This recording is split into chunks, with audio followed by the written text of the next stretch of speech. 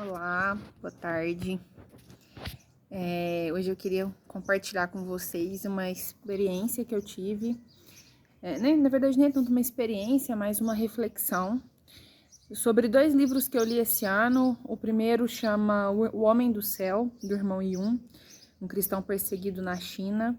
E o segundo, que eu acabei ontem, que chama A Canção da Liberdade, da Ellen Berhane. Ela é da Eritreia. Talvez muitos de vocês nem sabiam que esse país existia, né, Eritreia, mas é um país que está na lista mundial de perseguições, é proibido o cristianismo no país, eles só permitem 4 igrejas atualmente lá funcionando, e são igrejas que seguem as diretrizes e as orientações do governo. Assim como na China também, por muito tempo eles tiveram a Igreja dos Três Poderes, e também é uma igreja que prega um cristianismo filtrado pelo governo comunista. Irmãos, muitas vezes a gente ora, né, pensando, Deus protege os cristãos perseguidos, ou talvez nem ore pelos cristãos perseguidos, né? E uma coisa que me surpreende quando eu leio esses livros é o quão fraco nós no Ocidente somos com a nossa fé. Gente, me constrangeu, sinceramente, todos os dois livros, assim, o do irmão Yun é um livro também, assim, sofrido de ler, porque as coisas que ele enfrentou, a tortura que ele viveu, as coisas que ele foi submetido, sabe? A Ellen, ela fala no livro dela que eles tentam te fazer pensar que você não é nem sequer humano, com o nível de tratamento que eles dão. E é interessante também que quando ela é espancada, né, violentamente espancada, ela não chora, ela não grita, ela fica repetindo para ela aquele versículo, né, de Isaías 53, como ovelha muda foi levado ao matadouro, né? E o cara fica assim ensandecido. Por que ela não chora? Por que ela não grita? Por que ela se recusa a negar a fé mesmo depois de 2 anos presa num container? Irmãos, preso num container. Você consegue imaginar isso? Durante o dia, o calor é intenso. Imagina você estar preso num lugar fechado de metal durante todo o dia, com um único balde para todos os presos fazerem os dejetos. 19 pessoas dentro de um container fechado, com uma janelinha do tamanho de um rosto de uma pessoa para entrar ar. Olha o nível de tortura que Satanás conserva essas pessoas. E ela conta que quanto mais eles batiam, quanto mais eles espancavam, quanto mais eles torturavam, mais pessoas passavam a crer no evangelho, e as pessoas ficavam se perguntando, tipo assim, o que tem de tão importante nessa fé, o que tem de tão especial nesse Deus, que ela prefere passar tudo isso que ela tá passando, a mesma coisa o irmão Yun, do que renegar a Cristo. Que Cristo é esse? Quem é esse? Sabe? Então, assim, ontem, quando eu terminei de ler o livro, e eu deitada na minha cama, né, e eu fiquei pensando, falei assim, meu Deus, eu tô aqui nessa cama confortável, nesse colchão confortável, nesses travesseiros, sabe? E agora tem lá vários cristãos presos só por ser cristão, que estão deitados num lugar enferrujado, preso, amarrado, acorrentado. Sabe, as algemas, eles apertam tanto que chega a ferir, a parar a circulação. Os membros chegam a ficar pretos. A humilhação é tão grande, que eles têm que fazer xixi e cocô num campo aberto. Você consegue imaginar isso? A Eritreia era um país livre. As pessoas, elas já conheciam, elas viviam o cristianismo. E, de repente, né, teve o golpe lá, separação da independência da Etiópia. O governo está lá desde então. Se não me engano, desde 2007. E ele proibiu completamente o cristianismo, proibiu Bíblia, eles queimam as Bíblias, eles torturam os cristãos. Mas em todo momento que ela tá lá, ela procura fortalecer a fé das pessoas que estão presos com ela, dos recém-convertidos que estão presos com ela. Assim também como o irmão Yun, né? O irmão Yun, ele chegou a fazer um jejum de 75 dias, se eu não me engano, de nada, nem pão nem água. Foi completamente milagre de Deus. Ele era carregado porque ele virou pele e osso. Mas milhares de pessoas, né, são alcançadas com os testemunhos deles e eles diretamente pregaram e foram instrumentos de Deus para que pessoas fossem alcançadas naqueles lugares. E aí a reflexão que eu fico é, se a gente tivesse que passar metade do que eles passam por amor a Jesus, será que a gente estaria aqui, irmão? Será que a gente estaria firme na fé? Será que a gente estaria tomando cacetete na cara, no corpo todo, a ponto... Teve um caso que a irmã Ellen conta, que a menina foi tão brutalmente espancada que o útero dela saiu para fora do corpo e ela teve que tentar colocar para dentro sem auxílio médico, porque eles se negaram a chamar o médico para ela. Olha o nível que a gente está falando de espancamento. A irmã Ellen, ele bateu tanto nela, ele bateu tanto da última vez que ela não aceitou negar a fé, não aceitou parar de pregar, depois de 2 anos preso num container, ele espancou tanto ela que o corpo dela inteiro ficou preto. Inteiro. E mesmo assim, depois ele mandou espancá-la de novo, quando o corpo dela já estava totalmente preto, de ferida, os órgãos, ela estava morrendo, mas Deus não permitiu que ela morresse. Nesse último espancamento, por fim, eles tiveram que levá-la para o hospital. Tem a história dela no YouTube também, no Portas Abertas fez a gravação. Esse livro também, o Portas Abertas, tem divulgado aí, vendido. E assim, ela, né, conseguiu, graças a Deus, ela está recuperando os movimentos da perna. Não perdeu o movimento da perna, o médico achou que ela não iria andar mais, muitos acharam que ela não sobreviveria, mas a misericórdia de Deus é tão grande que ele tirou ela de lá e tirou ela do país também. Hoje ela mora na Dinamarca. Mas existem milhares de cristãos que estão lá na Eritreia, preso. E não só na Eritreia, a gente tem 50 países na lista de perseguição severa e alta. São 50 países, e a gente tem um país aqui do nosso lado, na Colômbia. Irmãos, as filhas e os filhos são separados dos pais e escondidos em abrigo que o Portas Abertas mantém, porque senão as meninas são estupradas e os meninos viram traficante, eles são obrigados a vender droga. A perseguição lá é terrível. No México a mesma coisa, narcotráfico. Será que eu e você, a gente estaria firme com Deus se a gente tivesse que passar esse tipo de situação? Outra coisa também que eu fiquei refletindo, né, tem um áudio rolando, um vídeo rolando, de um irmão na África, na Etiópia, que falou que ele é que ora, que a Etiópia, que os cristãos perseguidos é que oram pela igreja ocidental. Porque a igreja ocidental, ela tá muito confortável, e eu acho que isso é uma estratégia de Satanás. Porque você pode ir na igreja quando você quiser, você tem um monte de evento gospel, você tem um monte de oportunidade de ler a Bíblia, né? Igual esse pastor falou no vídeo, é verdade que vocês têm 8, 10 Bíblias em casa e vocês não leem. Eles têm uma Bíblia e eles têm que repartir entre eles rasgam as páginas para ser mais fácil de esconder, porque é muito mais difícil esconder uma Bíblia inteira, então eles dividem entre a comunidade. Eles entendem a importância do corpo de Cristo de uma forma tão grande que eles se escondem debaixo de cavernas por semanas para poder ouvir falar do amor de Jesus.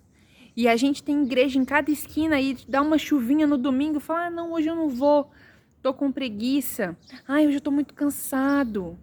Irmão, acorda, Jesus está voltando.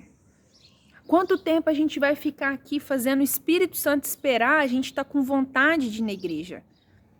Tem o domínio da tua vontade. Toma uma posição na sua vida. Você não tem que ir na igreja porque eu tô sentindo para ir na igreja, não. A gente vai porque a gente precisa de estar no corpo de Cristo. Quantos de nós temos esperado um chamado, um ministério? Fala, nossa Deus, me dá um ministério. Eu quero pregar para multidões, mas não prega para o vizinho. Mas não prega para o cara do Uber. Mas não prega no caixa do supermercado. Não reflete o amor de Deus. É uma pessoa tão bruta, sem educação, rancorosa quanto qualquer outra pessoa do mundo. Não reflete a glória de Deus.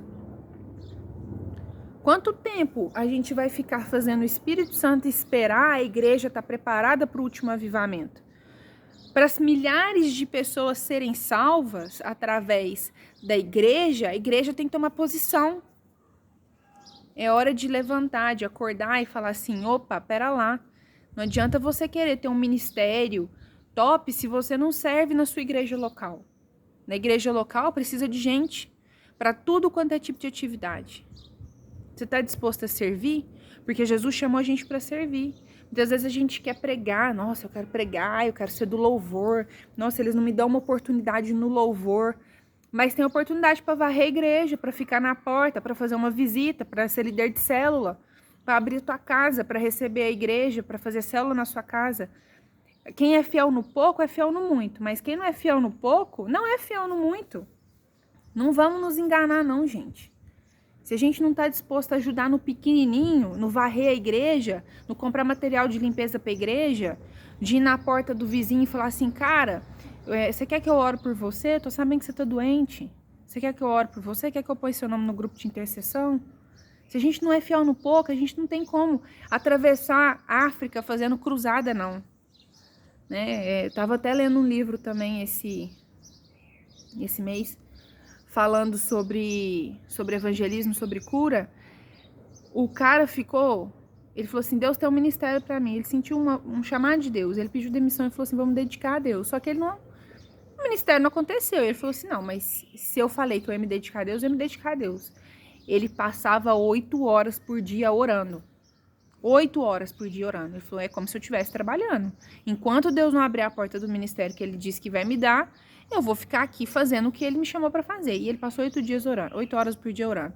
Depois de, acho que 4 ou 5 meses que ele tava nessa, ia ter uma pregação tradicional. Ele era pentecostal, mas ele estava nessa igreja tradicional, numa salinha que eles emprestaram para ele, e falou assim, olha, a gente precisa, vai ter um pregador de fora, a gente precisa de que as pessoas venham para assistir, você vai lá também e assiste o culto. E ele foi, e o Espírito Santo falou com ele que era para ele orar por uma mulher que estava enferma. Pensa, um grupo tradicional. E ele obedece o Espírito Santo e a mulher foi curada. E ela foi curada. E aí ela fica tão atônita que ela foi curada, que ela começa a gritar, e outras pessoas enfermas vieram para ser orado por elas, e elas também receberam a cura. Gente, o Espírito Santo, ele vai fazer à medida que a gente deixar. Se a gente não busca, a gente não tem o que entregar. Como é que a gente vai transbordar a unção, a glória de Deus, se a gente não perde tempo em oração? Perde não, né? Investe.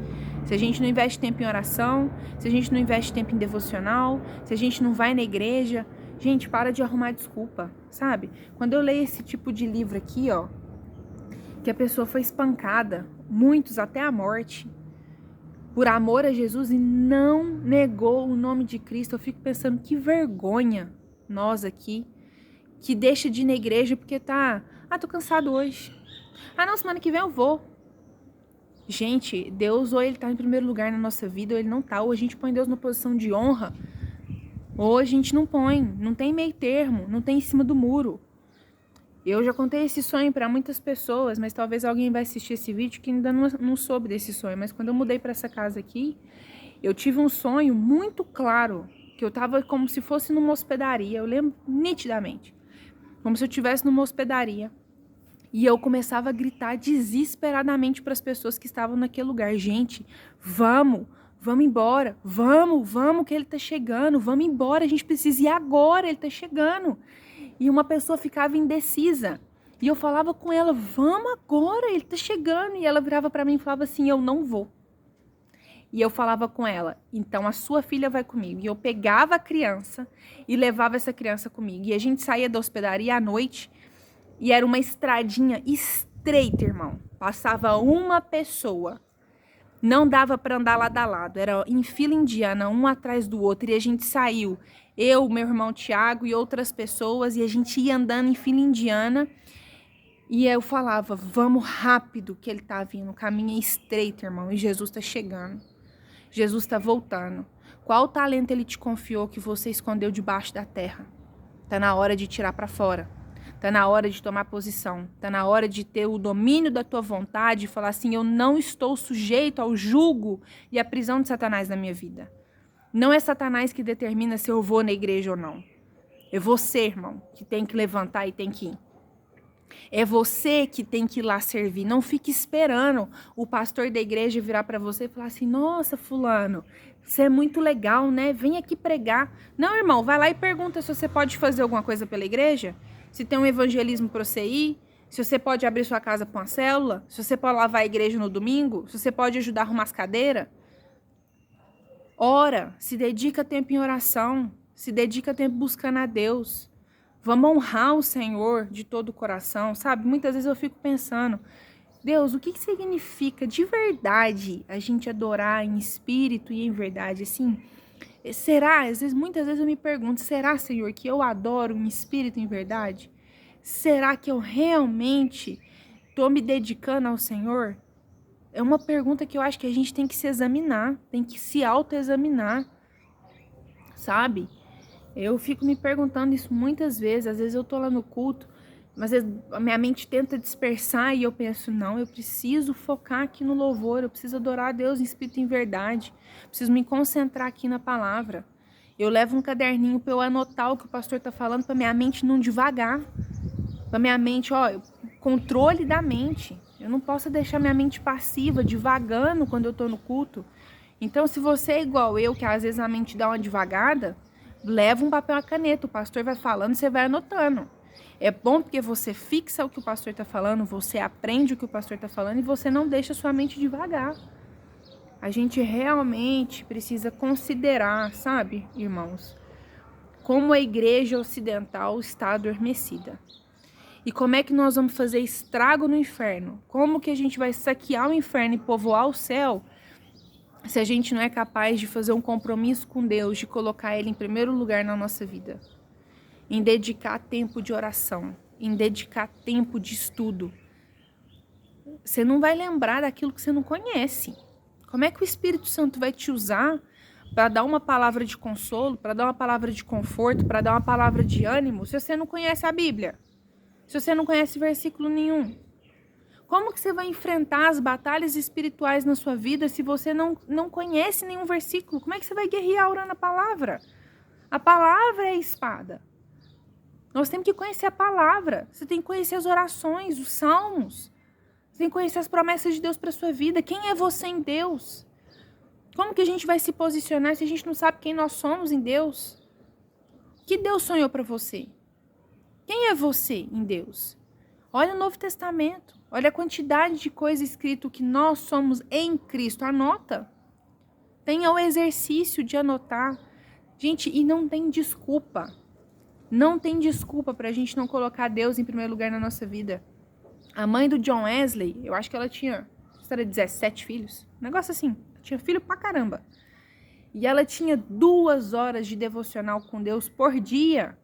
Por dia, ela não abria mão, porque ela sabia que Deus era a coisa mais importante na vida dela. Não tinha nada mais importante que Deus.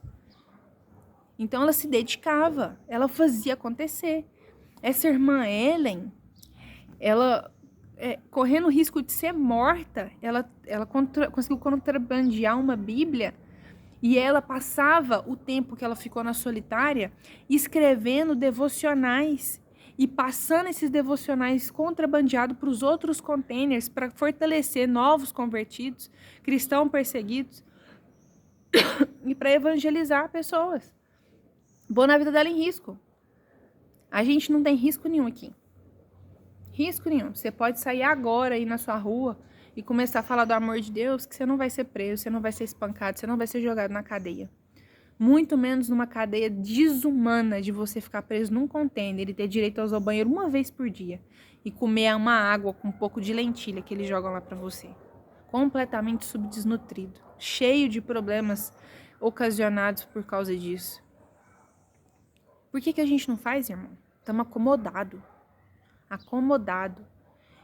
Olha, eu falei um tempo atrás também, num áudio que eu mandei, que, irmãos, se a gente não chora, se a gente não lamenta, se a gente não clama ao Senhor pelos nossos familiares, pelos nossos amigos que estão indo para o inferno, a gente precisa converter.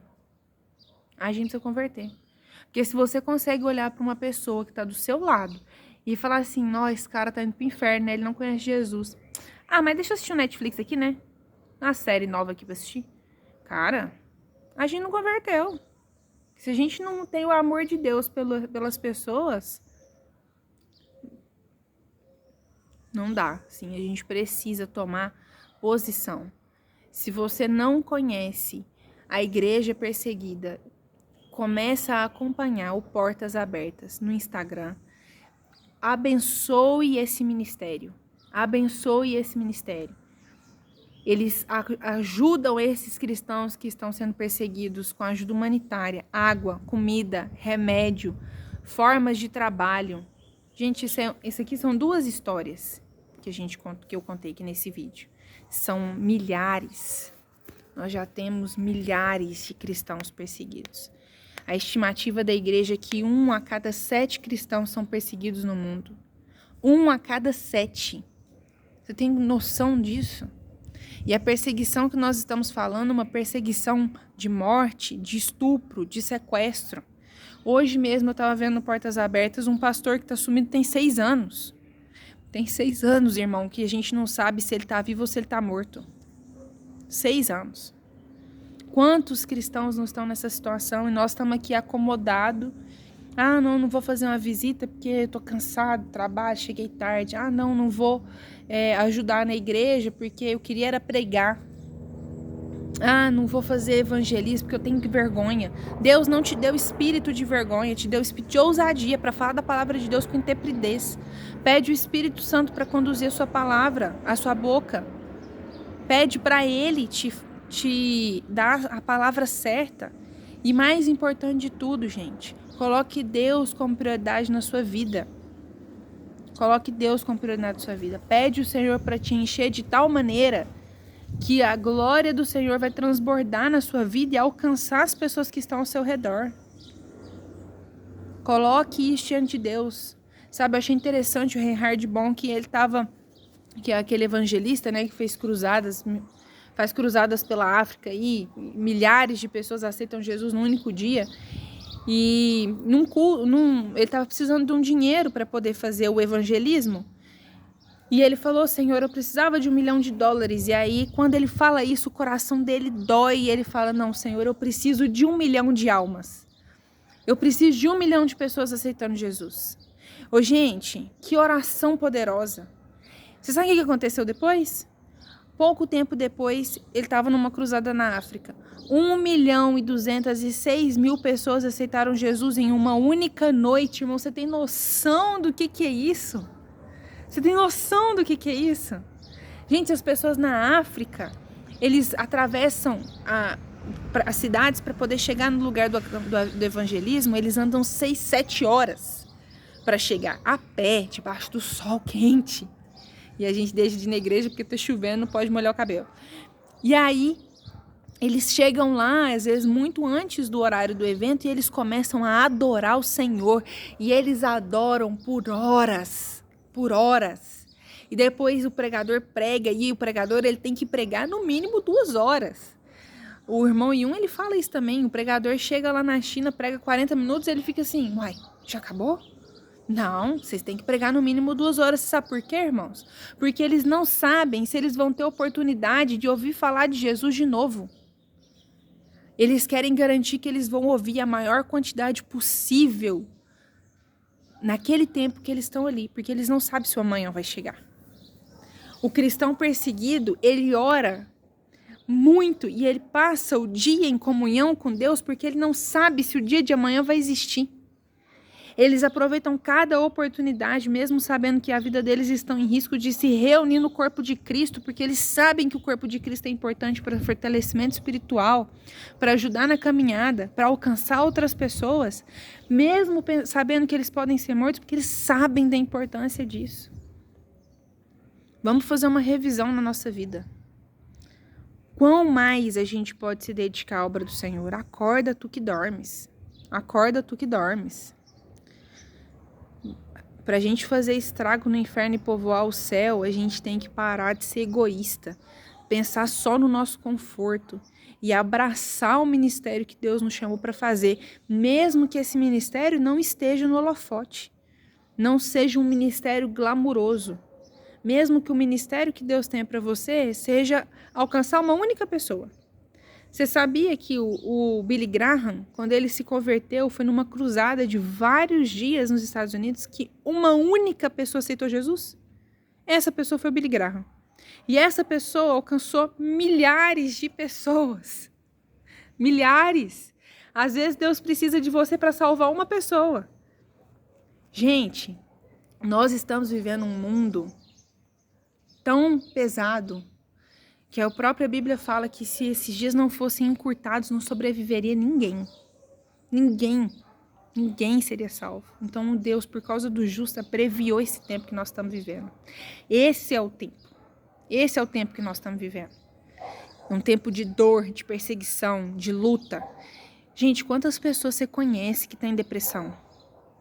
Quantas pessoas você conhece que já tentou suicídio? Um espírito de morte terrível assolando essa geração, jovens, adolescentes, crianças, pensando em suicídio.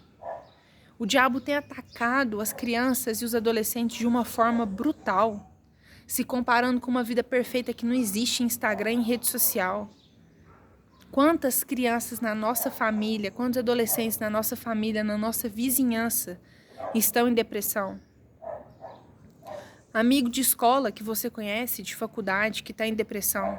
Chega nessa pessoa e fala do amor de Jesus. Chega para ela e pergunta se você pode orar por ela, se ela aceita ir na célula, se ela aceita ir na igreja. Insiste com ela. Manda devocional. Gente, a palavra do Senhor fala que a palavra dele não volta vazia, mas ela vai fazer aquilo que apraz.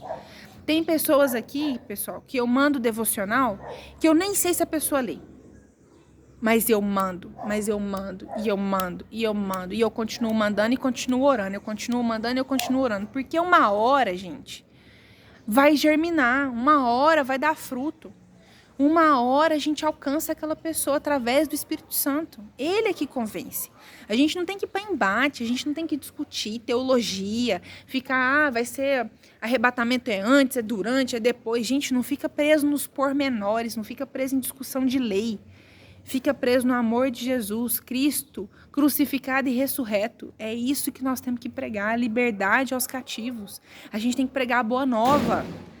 Mas como que você vai falar que é uma boa nova se sua vida é amargurada? Se as pessoas olham para você, você está sempre triste, você está sempre desanimado, você não demonstra alegria. Gente, a alegria do Senhor é a nossa força. A gente, nesse mundo depressivo que a gente está vivendo, de tristeza, de estresse, de solidão, a gente tem que demonstrar o amor de Deus, a gente tem que mostrar que a gente é diferente. Não é pegar as coisas do mundo e trazer para dentro da igreja, não. Isso a gente já está vendo há alguns anos que essa prática não está dando certo. Está fazendo os de dentro cair, não está trazendo os de fora, não. A gente tem que pregar o evangelho puro e verdadeiro e trazer esperança, boas novas para as pessoas e pedir ao Senhor que nos mude o nosso temperamento, que nos ajude a perdoar, que retire a raiz de amargura para quem for amargo, para quem tem raiz de orgulho, para que o Senhor quebre o orgulho, para quem se sente rejeitado, que o Senhor arranque a raiz de rejeição, porque Ele morreu por você, você é extremamente amado, você é filho de Deus. Mesmo que os seus pais tenham te rejeitado, mesmo que seu marido ou sua esposa tenham te rejeitado, Deus não te rejeitou. Ele te escolheu pelo ventre, Ele te chamou pelo nome. Você é dele. Único, pessoal, exclusivo. Você é único para Deus. Deus tem um propósito para você. E esse propósito, ele não está escondido. Ide pregar o evangelho a toda criatura. Isso não é para quem é pastor. Ah, pastores, ide pregar o evangelho. Não, a Bíblia foi clara. Ide e pregar o evangelho a toda criatura. É mandamento de Jesus para nós. Todos nós que conhecemos Jesus, nós temos que ser tomados de uma alegria tão grande dessa boa nova, de falar, meu Deus, eu estava morto e revivi. Eu estava perdido, eu fui achado. Tem um Deus que se importa comigo. É uma pessoa que me ama e Ele ama você também. Deixa eu te apresentar Ele. Nós precisamos demonstrar a alegria do Senhor. A nossa vida tem que ser repleta de paz e de alegria. Se você tem caminhado com o Senhor e você não tem alegria, você não tem paz, algo está errado, irmão. Algo está errado. Busca ajuda, busca conselho com os teus pastores. Pede a Deus para te mostrar onde que está errado. se é uma raiz de rejeição, se é uma raiz de amargura, falta de perdão, passado que você tem carregado. Irmão, se Deus já esqueceu do teu passado, esquece você também. Às vezes a gente acha que a gente tem que ficar relembrando as coisas que aconteceu com a gente. Não tem não, irmão. Da mesma forma que Deus esqueceu, esquece. Se tem uma pessoa que te fez mal, perdoa, abençoa. Não é só falar assim, eu perdoo, mas eu não tô me sentindo. Irmão, perdão não tem nada a ver com sentimento. Perdão é decisão. E na hora que Satanás jogar na sua mente aquela setinha falando assim, mas você lembra aquele dia que fulano fez isso com você? Você já ora a palavra. Fala, eu levo meu pensamento cativo à obediência de Cristo. Eu perdoei essa pessoa em nome de Jesus e eu não quero relembrar o que ela fez, porque o Senhor já esqueceu e eu também já esqueci. Ora a palavra. Jesus fala, o Espírito Santo, né, deu essa instrução. Resistir ao diabo e ele fugirá de vós. Ou foi Jesus? Agora eu não me lembro. Depois você deixa aí no comentário. Tá achando que eu sou blogueira, né? Resistir ao diabo, ele fugirá de vós. Resistir, gente. Não é ficar com medo de Satanás, não. Nós estamos cobertos, lavados, remidos pelo sangue de Cristo. O Senhor nos guarde, nos leva a um local de proteção, debaixo das tuas asas, que o Senhor nos acampe. Sabe, irmãos? Vamos tomar posição, gente. Vamos tomar posição. Vamos orar pelos perdidos. Vamos servir na igreja local. Vamos abençoar ministérios. Deixa o Senhor usar os seus dons, aquilo que Ele te deu para a obra, para a glória dEle. Entrega de todo o coração, de toda a tua alma, de todo o teu entendimento. Se entrega mesmo a Deus. Deixa que o Senhor renove as suas forças. Sabe, gente, assim, às vezes a gente, não, mas tô cansado. Mas é porque amanhã eu trabalho cedo. Gente, deixa que o Senhor renove as nossas forças. Nós estamos na última hora. Sabe, às vezes eu fico pensando assim, a gente devia estar um exército totalmente pronto, sabe? Quando o exército, o comandante passa ali para ver se a tropa tá alinhada, a tropa nossa tinha que estar alinhada, totalmente pronta, preparada para fazer aquilo que o Senhor nos chamou para fazer. E muitas vezes a gente está disperso, o uniforme não está bem arrumado, levantamos atrasado, estamos saindo correndo ali, e o Espírito Santo está esperando para poder usar esse exército. Muita gente ficou questionando o avivamento de Esbur. Será que isso é verdade mesmo? Por que você não queria que fosse verdade? Você está torcendo para que aquilo seja falso? Para que o Espírito Santo não esteja se movendo? Ou a inveja que o Espírito Santo escolheu se mover lá e não aqui aonde você está? Mas para o Espírito Santo mover aqui aonde você está, você, eu e as outras pessoas, a gente tem que estar no mesmo espírito. De arrependimento, de comprometimento, de colocar Deus em primeiro lugar. Quantos de nós aqui, ia falar assim, meu Deus, eu vou ficar dentro dessa igreja aqui 7, 8 horas, ou 7, 8 dias, ou 2 semanas. Mesmo que corresse o risco, por exemplo, de você perder o emprego, só para você não perder aquele avivamento que o Senhor tem feito. Às vezes a gente fica pensando assim, nossa, lá em Esbur, né? Foi bom, né? Olha o que o Senhor fez, Ele podia fazer isso aqui. Mas quando tem vigília na sua igreja, você não vai. Quando tem louvor, adoração na igreja, não vai. Como é que o Senhor vai fazer? Gente, a gente tem de Deus, a Valnice fala muito isso, a gente tem de Deus aquilo que Ele tem de nós. Se você dá 10 minutos para Deus, 10 minutos que você vai ter de Deus. Se você dá 8 horas para Deus, 8 horas que você vai ter de Deus. Isabela, mas eu trabalho, eu estudo, tenho que fazer isso, eu tenho conta para pagar. Ok, irmão, você pode orar enquanto você lava a louça, você pode orar enquanto você está no trabalho, você pode pôr um louvor, você pode trazer a atmosfera de Deus para dentro da tua casa, você pode chegar, colocar uma pregação, você pode escutar uma pregação no foninho, você pode orar em línguas, quem nem não ora em línguas pode adorar o Senhor. Tem um monte de formas de você se manter conectado com Deus. A gente tem se mantido conectado com Deus ou temos nos mantido conectado com o mundo? Eu saio de casa, eu vou pôr uma música, eu coloco um louvor ou eu coloco uma música secular? Tem problema ouvir essa música secular? A gente não vou nem discutir se tem problema, se não tem problema, tem gente que escuta, tem gente que não escuta. Eu vou falar por mim. A música secular não traz a presença de Deus para dentro da minha casa, então eu cortei. É porque é do diabo? Não, porque Deus não tá naquela música. Então eu não quero ouvir, porque eu tenho tempo corrido, limitado. Então, no tempo que eu estou escutando música, eu quero escutar algo que engrandeça ao Senhor e que traga a presença dele para dentro da minha casa.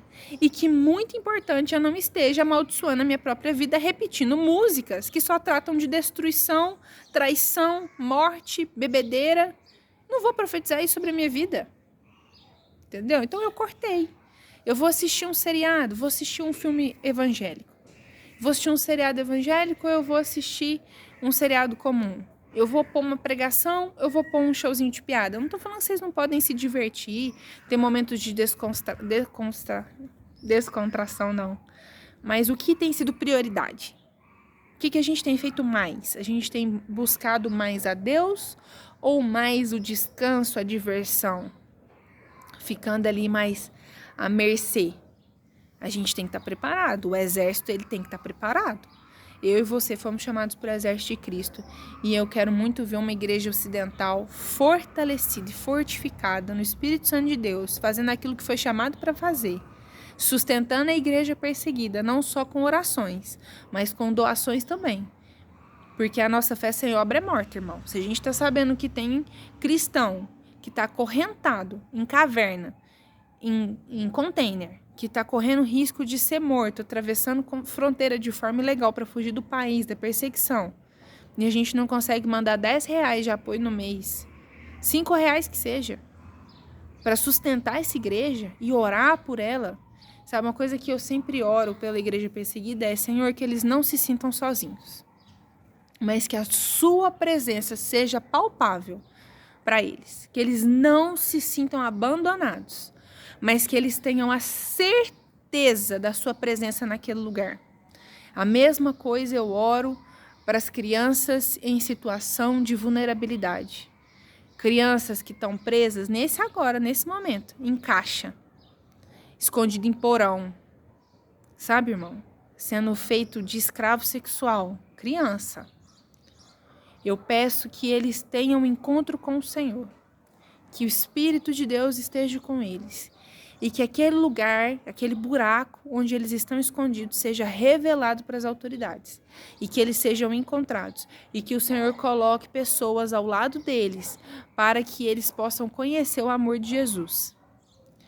Deus fala na palavra: peça que Deus mande trabalhadores para a seara. Irmãos, nós precisamos pedir a Deus para que Deus alcance essas pessoas e que Ele nos use, tanto no ministério, na obra, quanto financeiramente. Quanto mais a gente puder sustentar as ações, as obras, melhor. A linguagem é amor presente. Deus não precisa do nosso ouro, da nossa prata.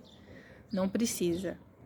Mas a gente precisa falar para o nosso ouro e para a nossa prata que Ele não é Senhor sobre a nossa vida. E que se a gente confia em Deus e a gente faz o que Deus pede para que a gente seja feito, muito mais Ele multiplicará sobre nós. Deus coloca no coração de cada um, irmão. Deus não quer que ninguém faça dívida.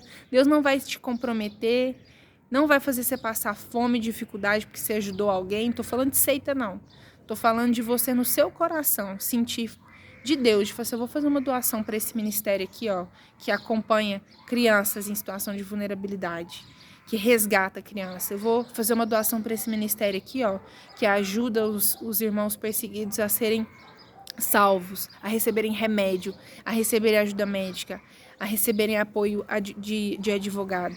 Eu vou apoiar o ministério aqui, ó, da minha igreja local, que ajuda aqui nas comunidades carentes. Eu vou lá, vou ajudar a entregar uma cesta básica. A gente tem que se comprometer, irmão, de corpo, alma e espírito com o ministério do Senhor e fazer aquilo que Ele nos chamou para fazer, pregar o evangelho a toda criatura, pedir ao Senhor que mande os trabalhadores para a seara, transbordar o amor de Deus, refletir a glória de Deus, ser luz e ser sal da terra, ser diferente, ter alegria, clamar pelos perdidos, orar pelos que choram, se alegrar com os que se alegram. Esse é o nosso chamado. Vamos nos levantar, vamos tomar posição e vamos fazer aquilo que Deus nos chamou para fazer. Vamos ajudar, gente. Jesus está voltando. O tempo é agora. Não dá tempo de brincar de ser crente. Não dá tempo de falar: eu vou na igreja no próximo domingo. Eu falo para essa pessoa de Jesus da próxima vez. Eu vou falar de Jesus quando eu me sentir firme e forte. Irmão, a gente não sabe o dia de amanhã. Na Bíblia mesmo fala, louco. Hoje mesmo será pedido a tua alma. A gente não sabe o dia de amanhã. Faça o seu melhor para Deus hoje. Reflita o amor de Deus hoje. Pregue a palavra hoje. Seja diferente hoje. Traga a atmosfera para dentro da sua casa hoje. Não deixa para amanhã. Tenha um compromisso com o Senhor. Tenha um compromisso com o Senhor. Amém.